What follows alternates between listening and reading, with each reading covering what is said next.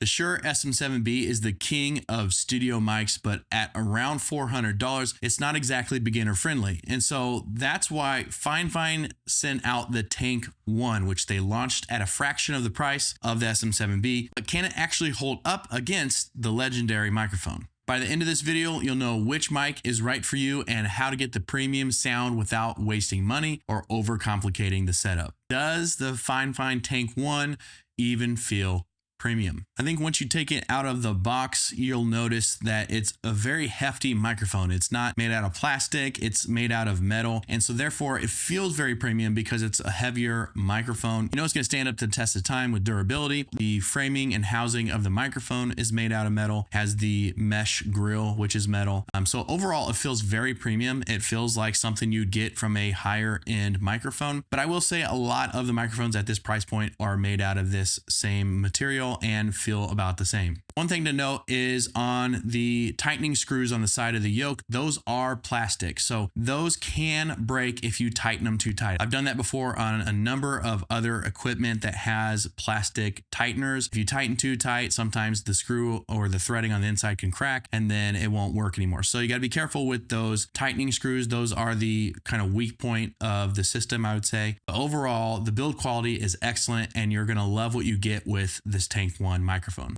Now the size is about the same as what you're going to get from the SM7B as well. So it's not overly sized too big or too small. It's going to look very similar on camera. You're going to have the same distance from your mouth. All the same setup that you're going to get with SM7B is what you're going to get with the Tank 1 as well. It's going to fit in any other microphone stand or boom arm or whatever you need it to fit on, just like any other mic. So this is what this sounds like. This is my normal EQ and processing that I do on my microphone, my SM7B, when I'm doing videos. And so this is what that sounds like. Now let's switch over to the Tank 1 to hear exactly what that sounds like with the exact same setup as the SM7B. All right, now we're hearing the Tank 1 and it has the exact same compression and EQ that I put on my SM7B. All right, now it's edited for the Tank 1. I made some slight adjustments to the EQ and the compression. This is where I would put the Tank 1 and how I would get it to sound as premium as possible.